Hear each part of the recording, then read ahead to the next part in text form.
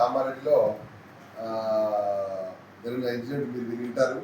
2 రోజుల నుంచి 144 సెక్షన్ నడుస్తుంది బాన్స్వాడలో. ఇప్పుడే అందిన వార్త ప్రకారం కామారెడ్డిలో కూడా 144 సెక్షన్ పెట్టడం జరిగింది. అసలు దీని వెనుక కారణాలు అన్ని పరిశీలిస్తే ఈ రాజకీయ నాయకులు ఏదైతే కక్ష పెంచుకొని మన దగ్గర కామారెడ్డిలో కూడా అత్యధిక సీట్లు మున్సిపాలిటీలో చాలా మంది గెలవడం జరిగింది. అట్లాగే బాన్స్వాడలో మొట్టమొదటిసారి కొన్ని సీట్లు గెలవడం జరిగింది. ఈ కక్ష పెంచుకొని ఈ రాజకీయ నాయకులు ఆడుతున్న నాటకం ఇది. సంపాదన మీద పడేసి అక్కడ ఏం జరిగిందో కామారెడ్డి 6 మంత్ కమిటీ పెట్టేసి మున్సిపాలిటీ అంతా భ్రష్టు పట్టించింది. మొన్న మున్సిపల్ ఎలక్షన్లు అక్రమంగా 2 పార్టీలు జాయిన్ అయిపోయి ఎవరైతే వరకు దోచుకున్నారో కామారెడ్డిలో ఆ దోచుకున్న పార్టీలు 2 కలిపి మళ్ళీ దోచుకోవడానికి సిద్ధమైంది. దానికి వెంకటరమణారెడ్డి గారు తీవ్రంగా వ్యతిరేకించడం జరిగింది. దానికి వ్యతిరేకంగా ఆయన మీద కొన్ని ఆరోపణలు జరిగాయి. ఆయన ఆరోపణలు ప్రూవ్ చేయమని ఛాలెంజ్ చేశారు. ఛాలెంజ్ చేయడం ప్రూవ్లు లేవు, ఏం లేవు, నోటుకు వచ్చినట్టు మాట్లాడేది కాబట్టి వీటిని ప్రూవ్ చేయడానికి వాళ్ళ దగ్గర ఏ ఆధారాలు లేవు కాబట్టి ఊరికే తొండి వేసేసి ముందర పోయి చేసేది అటాక్ చేద్దామంటే అటాక్ చేస్తే మిగిలిన వాళ్ళు చేతులు కాళ్ళు దొరుకోలేదు, మిసాలు లేకుండా లేరు. వీటి చేతులు కొడితే మన కాళ్ళని కొడతాడు. ఆ లెవెల్లో ఉన్నారనే సంగతి ఇప్పుడు బహుశా అర్థమైంది. ఇంకా ముందు కూడా జాగ్రత్తగా ఉండాలి.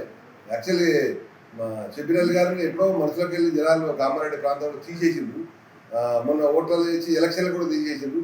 ఇక కామారెడ్డి బహిష్కరించేస్తే దరిద్రం పోతుంది అభిప్రాయం మీకు అంతా యువత. ఎందుకంటే ఇది నేను పార్టీలకు అతీతంగా మతాలకు అతీతంగా చెప్తున్నాను.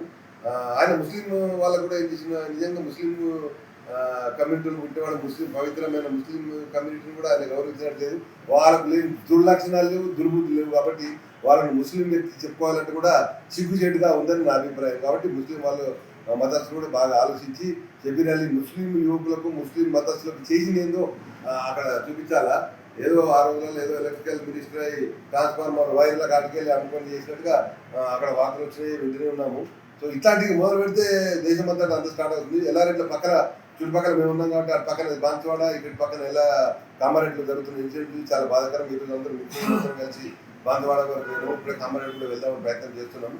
దీన్ని తీవ్రంగా ప్రతిఘటిస్తున్నాం మా బీజేపీ పార్టీ యువత కూడా. సో మేము ఎవరైతే గాయపడ్డారో అరెస్ట్ కావడం జరిగిందో వాళ్ళ మీద కేసులు బుక్ అయినాయో వాళ్ళకి మేము వెనకాల ఉన్నాము. వాళ్ళు విచారించాల్సిన అవసరం లేదు. అర్ధరాత్రి ఏ క్షణంలో నిలిచినా మేము రెడీగా ఉంటామని తెలియజేస్తున్నాం. కాబట్టి మేము మా భారతీయ జనతా పార్టీ యువతకు తప్పకుండా వెనకాల ఉన్నామని మరొకసారి తెలియజేసి మీరు ధైర్యంగా ఉండాలని కోరుకుంటున్నాము.